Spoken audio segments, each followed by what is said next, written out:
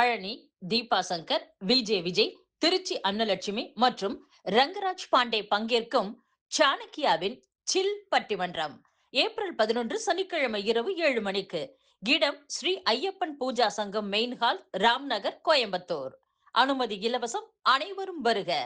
தேர்தல் அலுவலகத்தை பெத்தானியபுரம் மேற்கு 5ஆம் பகுதி கழகத்தில் இந்த அலுவலகம் அமைந்திருக்கிறது. இந்த வட்டத்துடைய செயலாளர் மாமன்ற உறுப்பினர் தம்பி கிருஷ்ணமூர்த்தி அவர்களும் நேற்று முதல் இரவு வரை இன்று வரை இதுக்கு பாடுபட்ட அருமை தம்பி இளவரசன், சோலை சிலம்பு மற்றும் கழகத்துடைய இந்த பகுதியினுடைய வட்டச் செயலாளர் காலவாசல் பாண்டி, சாலை ரத்தனம், சிவபாண்டி, ராஜா, தமிழ்மாணி, ஜெயபாண்டி அன்படிக்கரிய தம்பி வழக்கறிஞர் தமிழ் செல்வன், அவருடைய குழுவினர், என் ஆறுயிர் இளவல்கள், இந்த வெற்றியில் முக்கிய பங்காற்றக்கூடிய என் அருமை தம்பி எம்.எஸ். பாண்டியன், அவர்தான் எல்லா தேர்தலையும் பொறுப்பாளராக இருந்து பணியாற்றி கொண்டிருக்கிறார். அதே போன்று என்னுடைய ஆறுயிர் தம்பி,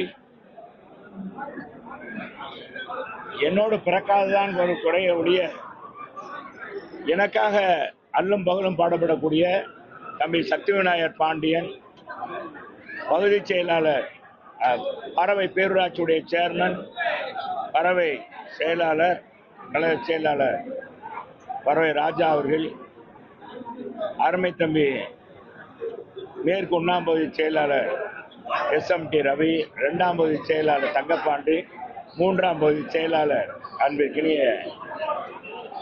அருமை சகோதரர் மாமன்ற உறுப்பினர் கருப்பசாமி, என் ஆரோக்கியர் மாப்பிள்ளை, மலைக்கு போனாலும் மாமச்சனம் தான் உதவுவாங்கன்றாங்க.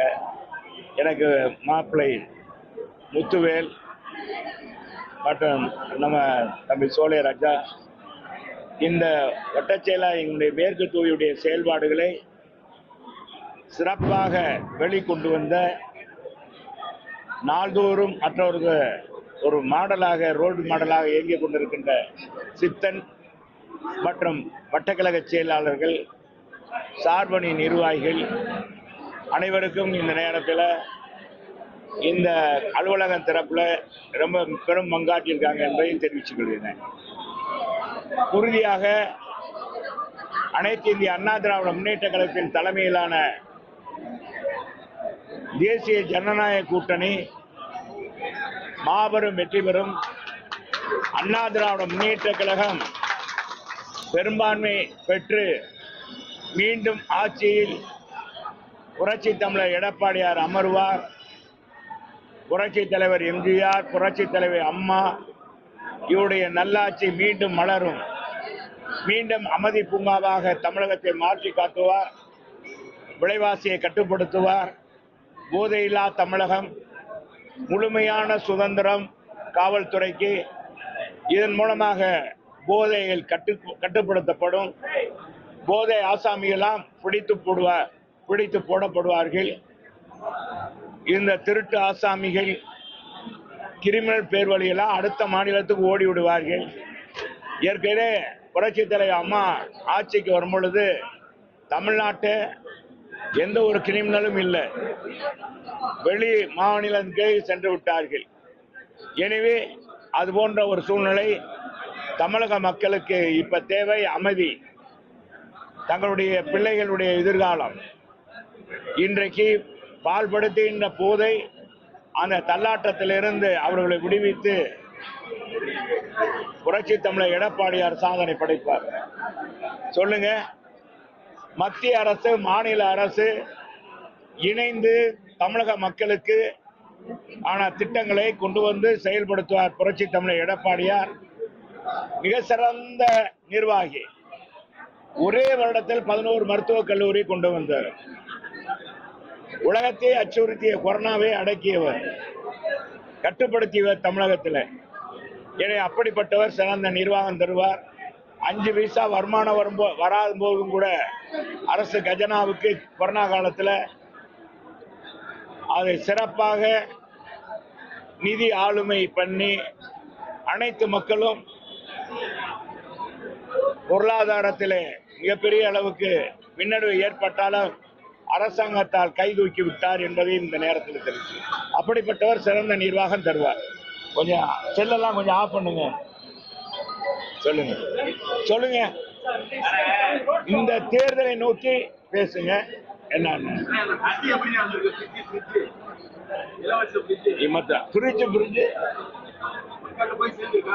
மக்கள்கிட்ட எங்களுடைய தேர்தல் அறிக்கை கொடுத்த அத்தனை தேர்தல் அறிக்கையும் எங்க பொதுச் செயலாளர் அறிவித்திருக்கிற குடும்பத்துக்கு 10,000 ரூபாய் வாக்களித்து முடிந்தவுடன் ஆட்சி அமர்ந்தவுடன் அனைத்து குடும்பங்களுக்கும் 10,000 ரூபாய் வழங்கப்படும் அரசாங்கத்தால்.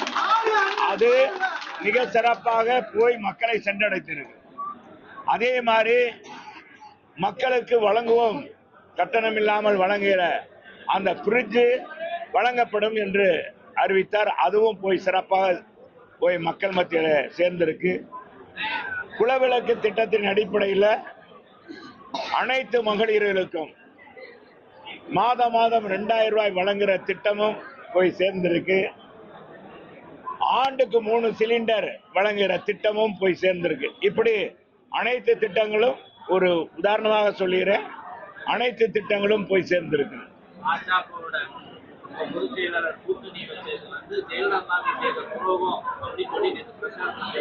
யாரு அவருக்கு முதலமைச்சர் பொதுவா வந்துங்க தோல்வி பயம் அவருக்கு வந்துருச்சு.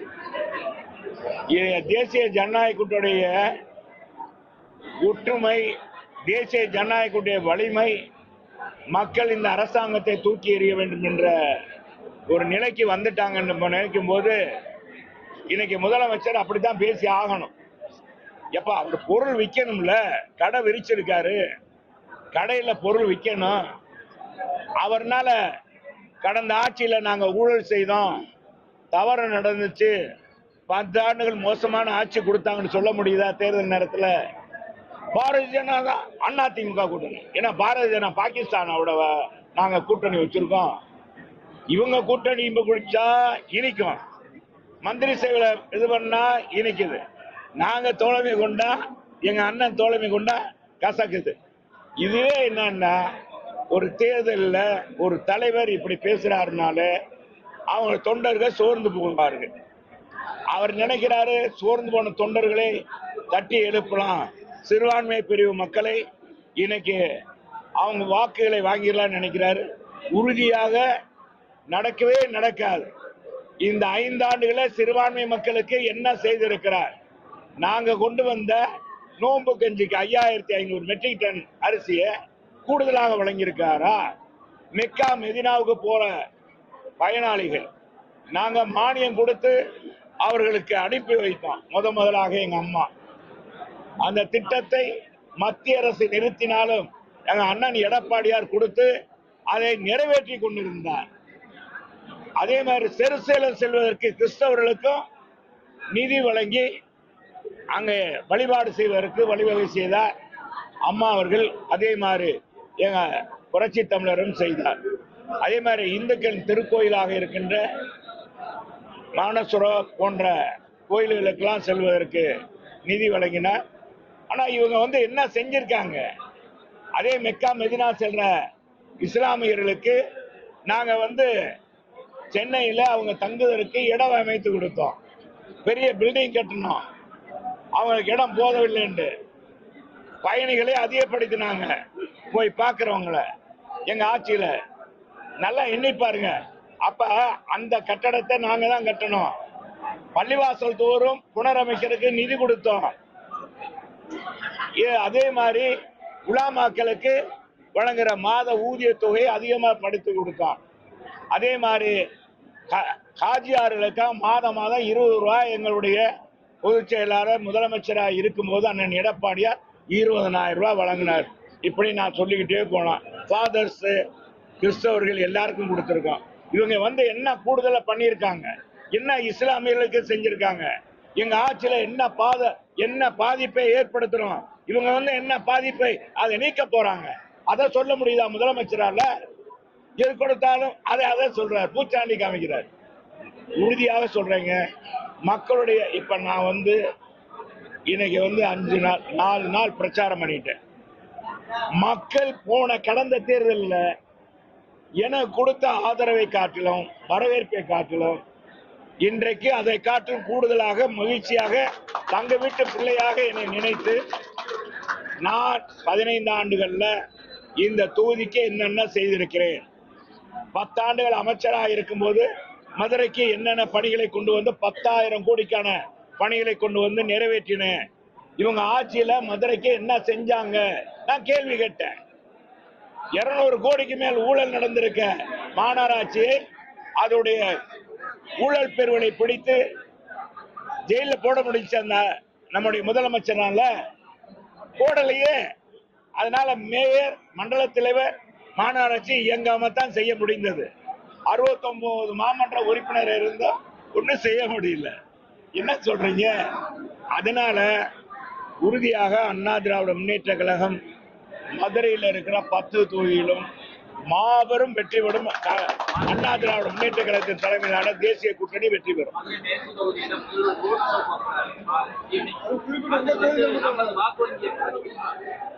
என்னை பொறுத்தளவுக்கு முதலமைச்சர் என்னுடைய தொகுதிக்கு வர்றார், அதாவது நான் என்னுடைய தொகுதி நான் மேற்கு தொகுதிக்கு வர்றாருன்னா வரவேற்கிறேன்.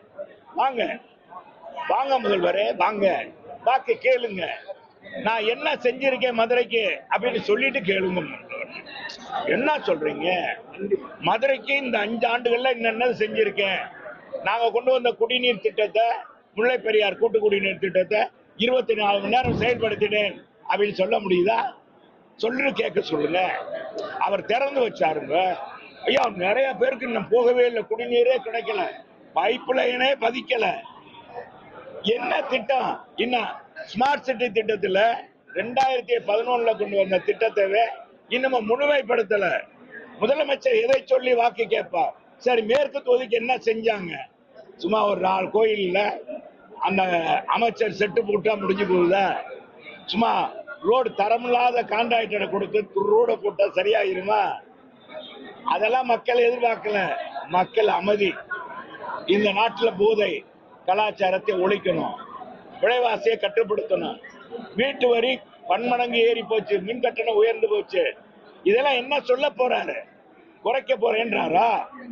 என்ன சொல்லி கேட்பார்? வரட்டும், வந்து கேட்கட்டும். மக்கள் தான் எஜமானர்கள், மக்கள் தான் எஜமானர்கள். அது எல்லா கட்சிக்கும். எனவே அவர்கள் பார்த்து தீர்ப்பளித்தால் மனமோந்து எடுக்கணும். என் புரட்சி தலைவர், மக்கள் தான் எஜமானர், மக்கள் தான் நீதிமான்கள். தலைவர் கேட்ட மாதிரி நான் என்ன தவறு செய்தேன் 1980 கேட்டார் அவர் ஆட்சியில். அதே மாதிரி நான் கேட்கிறேன், இந்த தொகுதிக்கு நான் ஏதாவது குற்றம் குறை செய்திருக்கேனா? என்னால 10 ஆண்டுகளை ஏதாவது என்னை குற்றம் சொல்ல முடியுமா அப்படின்னு நான் கேட்கிறேன். 5 ஆண்டுகளை என்னுடைய பணி தொய்வாயிருக்கா? சட்டமன்றத்தில் குரலாக ஒழித்திருக்கேன், என் மேற்கு தொகுதிக்கு ஒழித்திருக்கேன், மதுரை மாநகருக்காக ஒழித்திருக்கேன். நல்ல வேட்பாளர் ஒரு மக்கள் என்ன நினைப்பாங்க? தன்னுடைய சட்டமன்ற உறுப்பினர் நல்லவனா வல்லவனா, கிரிமினல் நடவடிக்கையில் ஈடுபடாதவனா தான் பார்ப்பாங்க. என்னப்பா கேட்டுட்டு சும்மா இருக்கு, நான் என்ன சொல்றேன், இதெல்லாம் பார்ப்பாங்க. அதனால முதலமைச்சர் வர்றதை பத்தி எனக்கு கவலையே இல்லை. வந்தா வந்துட்டு நல்லா வரவேற்று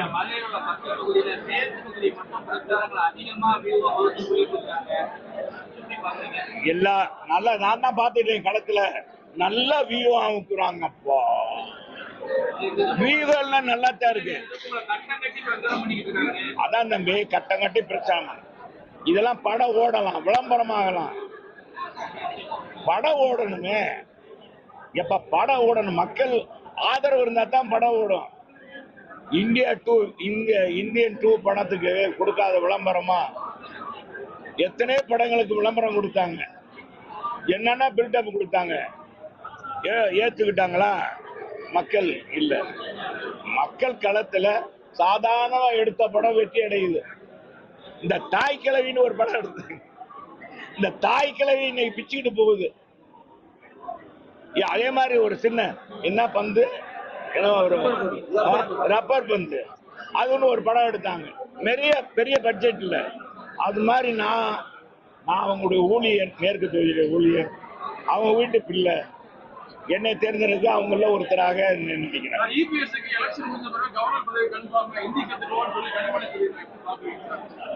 சகோதரி கனிமொழி எல்லாம் பேச்சு போன தடவை கனிமொழி தான் சொன்னாங்க, ஒரு சொட்டு மது கூட எங்க அண்ணன் ஆட்சிக்கு வந்தா தமிழகத்துல இருக்காது, எடப்பாடி ஆட்சியில இளம் விதவைகள்லாம் அதிகமாயிட்டாங்க அப்படின்னு சகோதரி கனிமொழி தான் சொன்னாங்க.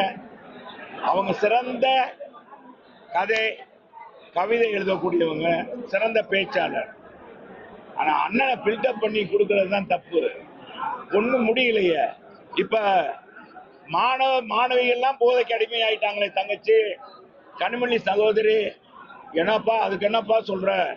சகோதரி கனிமொழி சொல்லுப்பா, ஏப்பா அவங்க அண்ணன் ஆட்சியில இப்படி நடந்து போச்சாப்பா. PLA2 நிறைய அது என்ன அந்த பார் அதிகமா கொடுத்துட்டாரு, FL2 அதிகமா கொடுத்துட்டாரு, அத சொல்லுங்கப்பா, அதை கட்டுப்படுத்த சொல்லுங்க. கட்டுப்படுத்தினாங்களா? சரி, அதெல்லாம் மத்தல. இது டைரக்ட் ஃபைட், டைரக்ட் ஃபைட். ஏதோ தலைவர் படத்துல நான் சொல்றேன், யார் வேணா யார் எதுன்னு சொல்லுவாங்க, எங்களுக்கு அதை பத்தி இல்லை. எங்களை பொறுத்தளவுக்கு டைரக்டா இந்திய கூட்டணியா, தமிழகத்தில் அண்ணா திராவிட முன்னேற்ற கழகத்தின் தலைமையிலான தேசிய கூட்டணியா என்ற நிலைப்பாடுதான் மக்கள் மத்தியில் இருக்கு. மற்றவர்களை பற்றி எங்களுக்கு கவலை இல்லை. நன்றி, வணக்கம்.